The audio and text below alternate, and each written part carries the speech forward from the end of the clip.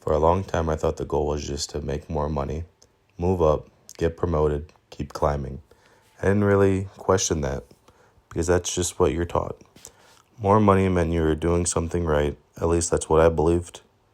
I measured everything in output, how much I made, how many hours I worked, what the next step was supposed to be. Even when things were going well, it still felt like I was running. Like if I slowed down, I'd fall behind. Right before my son was born, I got told no for a promotion. And it wasn't the first time. It was the third.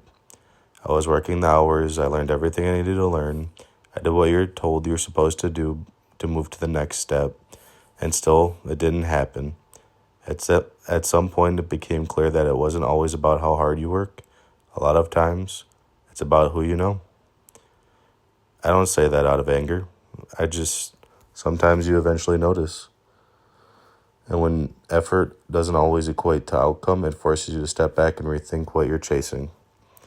Then my son was born, and almost immediately everything shifted because in that moment, the promotion didn't really matter anymore. What mattered was time. Time I wasn't going to get back. That's when I realized there wasn't going to be some perfect work-life balance. It was either going to be living at work and visiting home or choosing to be present. And once I saw it that way, I knew that I didn't want my life to revolve around a ladder that wasn't guaranteed anyway. That's when money stopped being about climbing and started being about freedom. Freedom to choose how I spend my time. Freedom to slow things down without feeling like I was falling. At some point, I stopped asking, how do I make more money? And I started asking, how do I protect my time?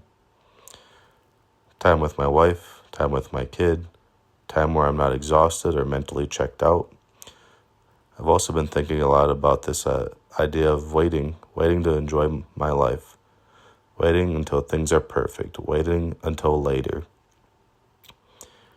And I don't want that.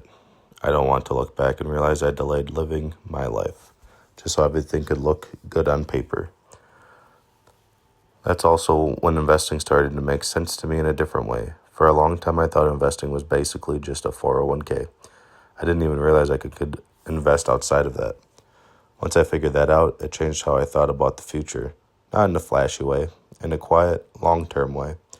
For me, investing isn't about beating anyone. It's about reducing pressure, about creating options, about slowly buying back my time. Wealth to me now isn't about having more than someone else. It's about not being forced into overtime, not being forced into constant stress, not being forced to trade time I'll never get back. I'll be honest though, I don't have it all figured out. There's still a part of me that hopes it all works out, that the plan holds, that the patient pays off. That choosing a slower, more intentional path is the right move. But what I do know is this. Chasing more money without knowing what it's for feels empty. Using money to protect time feels aligned. This is Unchained, and this is me learning how to buy back my time, one decision at a time.